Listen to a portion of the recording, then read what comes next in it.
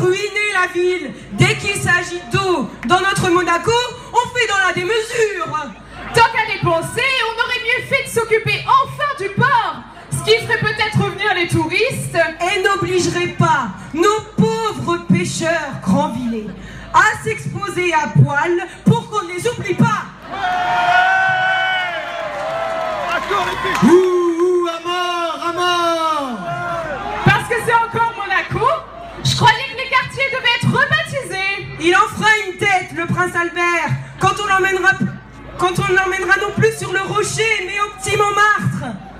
Les Grandvillais ne sont même pas capables d'évoluer. Si évoluer,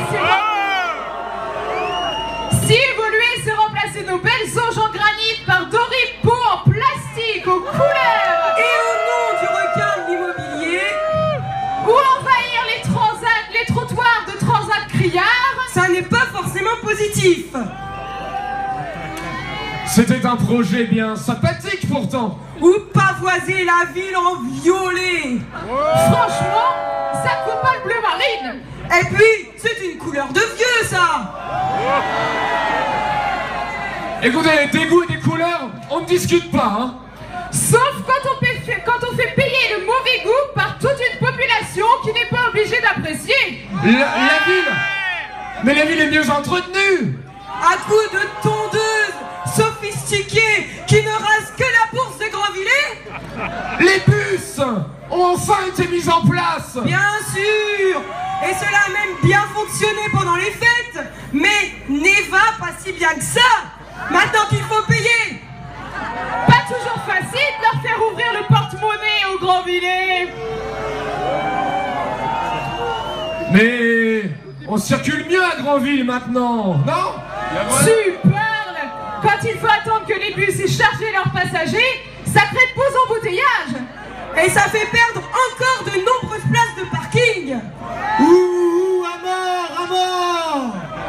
Vous n'êtes jamais content. D'accord. Plus on supprime de places, plus on peut mettre de PV. Ça occupe les policiers parce que les bandits à Grandville. À part les bandits manchots du casino. Et ça remplit les caisses. Qu'on les envoie donc tous à chauser pour rétablir l'ordre. Pendant ce temps-là, les Grandvillais pourront se reposer. Et les projets du centre-ville?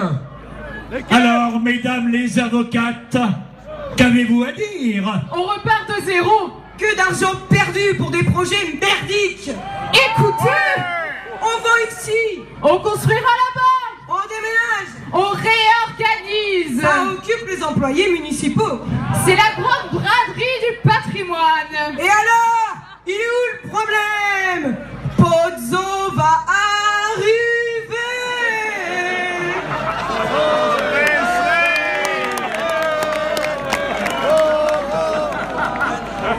Silence. C'est toujours mieux que d'augmenter les impôts. Et quand tout sera vendu, on saignera un peu plus les Grandvillais. On va déjà les faire payer pour pisser. Avec tout ce que boivent les Grandvillais, ça remplira vite les caisses. Ouh, à mort, à mort. Mais qu'en disent nos élus? Quand la bergère siffle, les moutons bêlent. Ouais. Y a-t-il encore une opposition à Grandville? Et l'hôpital?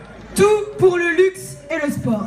Et rien pour la culture et la santé. Déjà qu'on ne pouvait plus y naître. Maintenant, on ne peut plus s'y faire soigner. Grandvillais, on veut votre mort. Ouh, à mort, à mort. Oui, attention à vous. On stérilise les goélands. C'est-à-dire? Vous finirez par comprendre. Notre ville s'éteint. On n'entendra plus les goélands. Les cloches de Saint-Paul ont cessé de carillonner. Le kiosque à musique a déménagé. Pour ce qu'il sert. Ouais, mais carnaval est là. Et du bruit, ça va faire les Grandvillais. Ouh, à mort, à mort. Silence. Silence, on ne peut même plus penser. Mais on ne leur demande surtout pas de penser aux Grandvillais. Mais il y a bien d'autres manifestations que le carnaval. Plus de feux d'artifice. touristes ce 14 juillet. Les sorties de bain menacées. Pas d'aide pour les rencontres avec les écrivains. Plus de petits bains à chaussée. Mais de l'argent pour arroser la nouvelle année dans un décor à l'américaine. Et un champagne. Ouh, à mort. On ne fait plus rien pour attirer les touristes. On attendait un émir. Il n'est pas venu. On n'attendait pas les gens du voyage. Et eux, ils se sont installés. Mais on limite les places pour accueillir les braves touristes qui viennent avec leur camping-car. Un peu de sérieux, messieurs. Et voilà, monsieur le juge, c'est le roi Carnaval et son implacable envie de foutre le bordel. Qui est responsable? Une fois de plus, il est responsable de tout ce merdier. Vous voyez ce qui arrive quand on lui confie les clés de la ville pendant 5 jours seulement.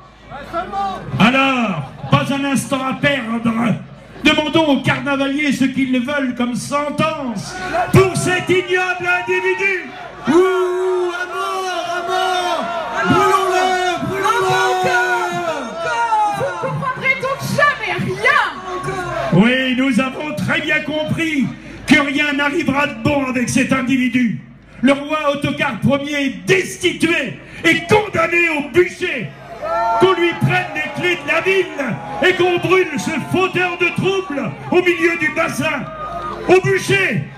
Bourreau, faites votre office.